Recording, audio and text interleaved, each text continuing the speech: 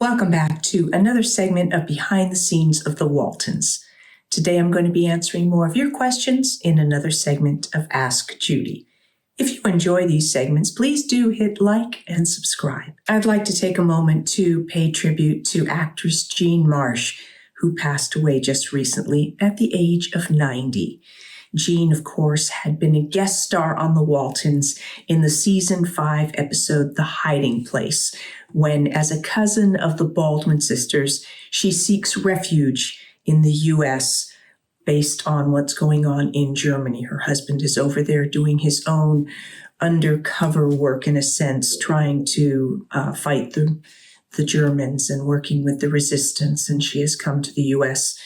to just because he wants her to be safe. They lost their son to the Nazis, and so it's a very traumatic time for her. She did absolutely stunning work in that episode, and it was such an honor to get a chance to work with her. I knew of her. I wasn't as familiar with her work, but she had such an elegance and a presence and just exuded just professionalism, and she was so prepared. I was just very intimidated by her in many ways, not because she was arrogant in any way, but just because she just had such amazing presence and her work was so stunning. So it was a highlight for me to get an opportunity to work with her. For those of you who might not be familiar with her life and more about her career, I'd like to share with you some of what her bio information is from the Internet Movie Database. She was born in London, became interested in show business while taking dancing and mime classes as therapy for a childhood illness. After attending a charm school and working as a model, she started acting in repertory and took voice lessons. Her repertory work was supplemented by a number of film appearances as a dancer. She then spent 3 years in America, appearing in Sir John Gielgud's Broadway production of Much Ado About Nothing and numerous TV shows, including an episode of The Twilight Zone. Returning to London, she won roles on stage, film, and TV. It was during this period that she appeared in Doctor Who, first as Princess Joanna in The Crusade, and then as Sarah Kingdom in The Daleks' Master Plan. In the early 1970s, she created and starred in LWT's Upstairs, Downstairs. Since then, she maintained a very busy career in the theater, on TV, including a starring role in the U.S. sitcom 9 to 5 and films such as Return to Oz and Willow. She also co-created another successful series, The House of Elliot. I also noted that she won an Emmy as lead actress in Upstairs, Downstairs in 1974 and was also nominated for multiple other awards, including additional Emmy and Golden Globe Awards for Upstairs, Downstairs. She was awarded the OBE, which is the Officer of the Order of the British Empire, in the 2012 Queen's Birthday Honors list for her services to drama. She suffered a stroke and minor heart attack in 2011, causing her to miss much of the second series of the revival of Upstairs, Downstairs. Besides the movie of Willow, she also appeared in the series, the 1970 film Jane Eyre, Sense and Sensibility, and some U.S. shows like Love Boat, Trapper John MD, and Hawaii Five-0. Once again, I would like to take a moment just in honor of Jean and her wonderful life and career. My thoughts, prayers, and heart goes out to those who, her family that, will clearly be mourning her at this time. And it's such a loss for all of us. She was such a shining light in our industry. So thank you, Jean, for all of your wonderful work and your amazing legacy. You will be missed. Some questions now. This is from Desiree Sewell, who wanted to know in the episode The Song, who were the two little kids that stuck their tongue out at Jason?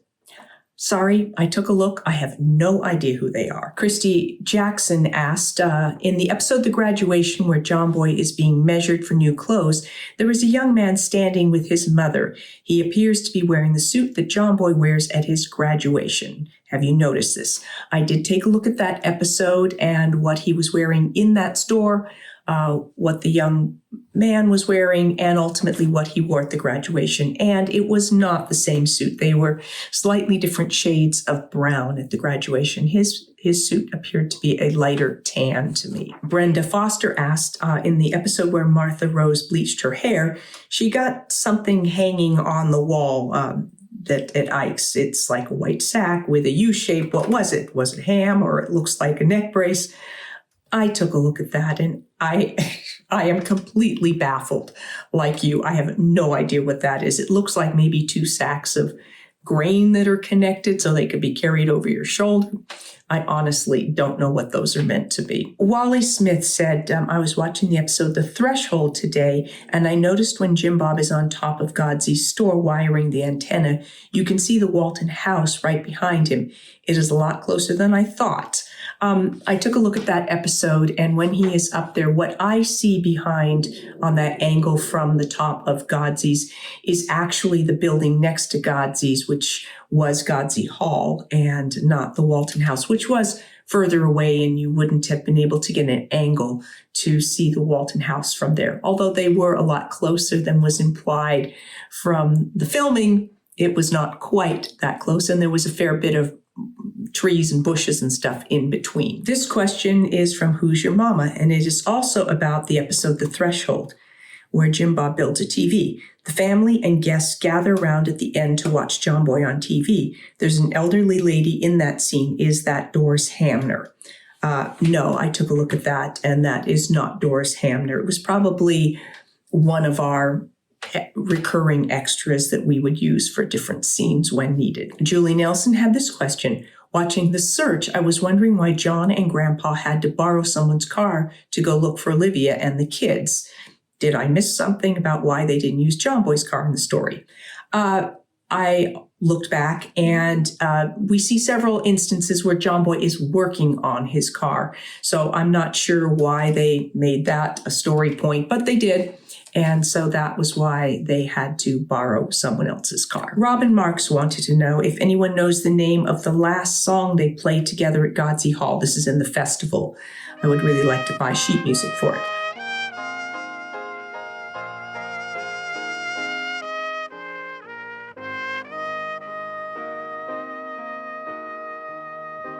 I looked at that, I listened to it. It was not a piece of music I was familiar with, and there was nothing within details of the filming of that I could find that identified what that music was. It's also possible that it was something that our composer Alexander Courage wrote, but that I couldn't say for sure. Sally Cowles asked this question.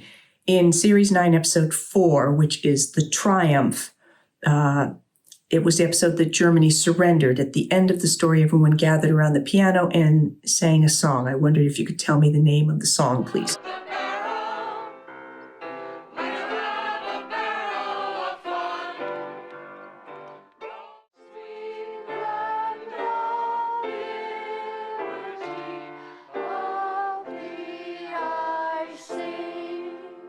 We sang 2 songs at the end of this episode. We sang the Beer Barrel Polka, Roll Out the Barrel, and then we sang My Country, 'Tis of Thee.